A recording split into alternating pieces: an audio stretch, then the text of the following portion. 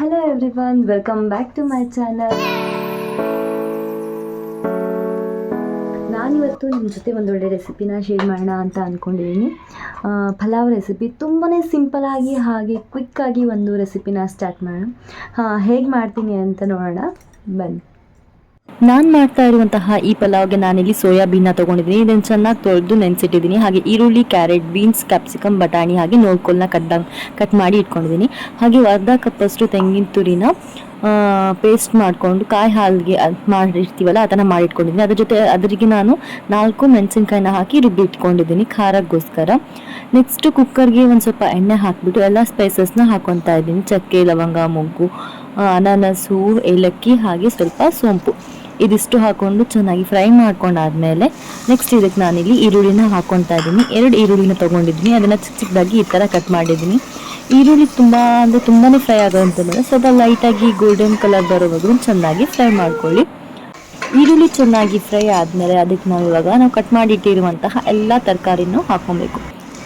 ಏನೇನು ಕಟ್ ಮಾಡಿದ್ರೆ carrot, beans, ನೋಡ್ಕೊಳ್ಳಿ, ಕ್ಯಾಪ್ಸಿಕಮ್ ಹಾಗೆ ಬಟಾಣಿ ಹಾಕ್ಕೊಂಡು ಚೆನ್ನಾಗಿ ಒಂದ್ಸತಿ ಫ್ರೈ ಮಾಡಿಕೊಂಡ್ರೆ ಅದ್ರ ಹಸಿ ವಾಸನೆ ಎಲ್ಲ ಹೋಗುತ್ತೆ. ಸೊ ಇದಕ್ಕೆ ನಾನು ಆ್ಯಕ್ಚುಲಿ ಈರುಳ್ಳಿ ಏನು ಫ್ರೈ ಆದ ತಕ್ಷಣವೇ ಶುಂಠಿ ಬೆಳ್ಳುಳ್ಳಿ ಪೇಸ್ಟ್ ಹಾಕಬೇಕಿತ್ತು, ಮರ್ತೋದೆ. ಸೊ ಅದರಿಂದ ನಾನು ಇವಾಗ ತರಕಾರಿ ಹಾಕಿಬಿಟ್ಟಿದ್ದೀನಿ. ನೀವೇನಾದರೂ ಮಾಡೋದಿದ್ರೆ ಫಸ್ಟಿನ ಈರುಳ್ಳಿ ಆದ ತಕ್ಷಣ ಶುಂಠಿ ಬೆಳ್ಳುಳ್ಳಿ ಪೇಸ್ಟ್ನ ಹಾಕ್ಕೊಂಬಿಡಿ. ನಾನು ಆಮೇಲೆ ಶುಂಠಿ ಬೆಳ್ಳುಳ್ಳಿ ಪೇಸ್ಟ್ನ ಆ್ಯಡ್ ಮಾಡ್ಕೊಂಡಿದ್ದೀನಿ. ಸೋಯಾಬೀನ್ ಎಲ್ಲ ಹಾಕಾದ್ಮೇಲೆ ನನಗೆ ಆಮೇಲೆ ನೆನಪಾಯಿತು ಶುಂಠಿ ಬೆಳ್ಳುಳ್ಳಿ ಪೇಸ್ಟ್ ಹಾಕಿಲ್ಲ ಅಂತ. ಸೊ ಅದರಿಂದ ನೀವು ಈರುಳ್ಳಿ ಫ್ರೈ ಆದಮೇಲೆ ಶುಂಠಿ ಬೆಳ್ಳುಳ್ಳಿ ಪೇಸ್ಟ್ನ ಹಾಕ್ಕೊಳ್ಳಿ, ಮರಿಬೇಡಿ. ಇದಿಷ್ಟನ್ನು ಚೆನ್ನಾಗಿ ಹಸಿ ವಾಸನೆ ಹೋಗೋವರೆಗೂ ಚೆನ್ನಾಗಿ ಫ್ರೈ ಮಾಡ್ಕೊಳ್ಳಿ. ಒಂದು 3 ರಿಂದ 4 ನಿಮಿಷ ಚೆನ್ನಾಗಿ ಫ್ರೈ ಮಾಡಿಕೊಂಡ್ರೆ ಸಾಕು, ಅಷ್ಟೇ. ವೆಜಿಟೇಬಲ್ಸ್ ಎಲ್ಲನೂ ಚೆನ್ನಾಗಿ ಫ್ರೈ ಆದಮೇಲೆ ಇದಕ್ಕೆ ನಾನು ಕಾಯಿ ಹಾಲು ಏನು ಮಾಡಿಟ್ಕೊಂಡಿದ್ದೀನಿ, ಕಾಯಿ ಮತ್ತು ಹಸಿಮೆಣಸಿನ್ಕಾಯಿ ನಮಗೆ ಎಷ್ಟು ರುಚಿಗೆ ಎಷ್ಟು ಬೇಕು ನಮಗೆ ಖಾರ ಅಷ್ಟನ್ನು ಹಾಕ್ಕೊಂಡು ಪೇಸ್ಟ್ ಮಾಡ್ಕೊಂಡಿದ್ದೆ. ಸೊ ಇದೊಂದು ಟ್ರಿಕ್ಸ್ನ ನೀವು ಯೂಸ್ ಮಾಡಿ ನೋಡಿ, ಪಕ್ಕ ಹೋಟೆಲ್ ಸ್ಟೈಲಲ್ಲಿ ನಮಗೆ ಪಲಾವ್ ರೆಡಿ ಆಗುತ್ತೆ. ತುಂಬಾ ಟೇಸ್ಟಿಯಾಗಂತೂ ಬರೋದಂತೂ 100% ನಿಜ. ಇದು ಸೀಕ್ರೆಟ್ ಅಂತಲೇ ಹೇಳ್ಬೋದು ಪಲಾವ್ಗೆ. ಆ್ಯಕ್ಚುಲಿ ನಾನು ಈ ಥರ ಕಾಯಿನ ರುಬ್ಬಿ ಹಾಕ್ತಾ ಇರಲಿಲ್ಲ ಫಸ್ಟು. ನನಗೊಬ್ಬರು ಹೇಳಿದ್ರು ಈ ಥರ ಮಾಡಿ ನೋಡಿ ಅಂತ. ನಾನು ಮಾಡಿದೆ, ತುಂಬಾ ಚೆನ್ನಾಗಿತ್ತು. ಇದು ಸೀಕ್ರೆಟ್ ಅಂತಲೇ ಹೇಳ್ಬೋದು ಪಲಾವ್ ಚೆನ್ನಾಗಿ ಬರೋದಕ್ಕೆ. ನಿಜವಾಗ್ಲೂ ಹೇಳ್ತೀನಿ, ತುಂಬಾ ಟೇಸ್ಟಿಯಾಗಿ ಬರುತ್ತೆ. ನಾವೇನು ಕಾಯಿ ಹಾಲು ಹಾಕಿರ್ತೀವಲ್ಲ, ಸೊ ಅದರಿಂದನೇ ಫ್ಲೇವರ್ ಇನ್ನೂ ತುಂಬ ಚೆನ್ನಾಗಿ ಬರುತ್ತೆ ಅಂತಲೇ ಹೇಳ್ಬೋದು. ಇದೊಂದು ಹೋಟೆಲ್ ಅವರ ಸೀಕ್ರೆಟ್. ಹಾಗೆ ನಾನು ನೀರನ್ನ ಆ್ಯಡ್ ಮಾಡ್ಕೊತಾ ಇದ್ದೀನಿ.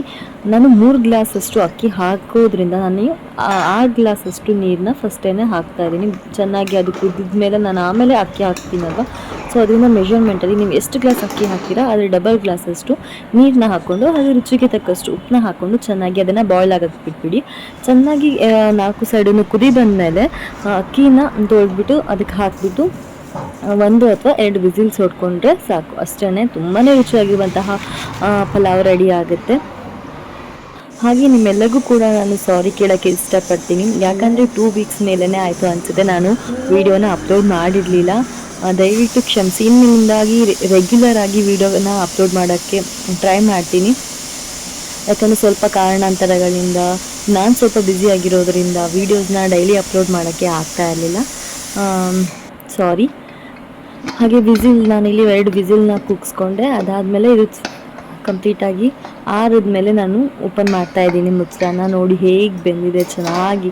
ಸ್ಮೆಲ್ ಮಾತ್ರ ಹೇಳಂಗೆ ಇಲ್ಲ. ಅದು ಅರೋಮಾ ಹೆಂಗಿತ್ತು ಅಂದರೆ ಯಾವುದಾದ್ರೂ ದೇವಸ್ಥಾನಕ್ಕೆ ಹೋದಾಗ ಹೋಟೆಲಲ್ಲಿ ಪಲಾವ್ ಸ್ಮೆಲ್ ನಿಮ್ಗೆ ಆಲ್ಮೋಸ್ಟ್ ಆಗಿ ಕಂಡು ಹಿಡಿತೀರಾ, ಅದೇ ಥರ ಪಲಾವ್ ಸ್ಮೆಲ್ ಬರ್ತಾ ಇತ್ತು. ನಾನಂತೂ ಫುಲ್ ಖುಷಿ. ಆ್ಯಕ್ಚುಲಿ ತುಂಬಾ ಚೆನ್ನಾಗಿ ಬಂದಿತ್ತು. ನಾನು ಡೈಲಿ ನಾರ್ಮಲಾಗಿ ಪಲಾವ್ ನಾನು ಹೇಗೆ ಮಾಡ್ತೀನಿ ಆ ಥರ ಮಾಡಿಲ್ಲ, ಇದು ಸ್ವಲ್ಪ ಡಿಫ್ರೆಂಟಾಗಿ ಮಾಡಿದ್ದೆ. ಸೊ ನನಗಂತೂ ತುಂಬಾ ಇಷ್ಟ ಆಯಿತು ಅಂತಲೇ ಹೇಳ್ಬೋದು ಈ ರೆಸಿಪಿನೇ. ನಾನು ಅಷ್ಟೊಂದು ಫೋರ್ಸ್ ಮಾಡಿ ನಾನು ಯಾರಿಗೂ ಹೇಳಲ್ಲ. ನೀವು ಒಂದು ಸ್ವಲ್ಪ ಟೈಮ್ ಇದ್ದರೆ ಈ ಥರ ರೆಸಿಪಿನ ಟ್ರೈ ಮಾಡಿ. ಹಾಗೆ ನಿಮ್ಮ ಫ್ಯಾಮಿಲಿ ಆ್ಯಂಡ್ ಫ್ರೆಂಡ್ಸ್ಗೂ ಕೂಡ ಈ ವಿಡಿಯೋನ ಶೇರ್ ಮಾಡಿ.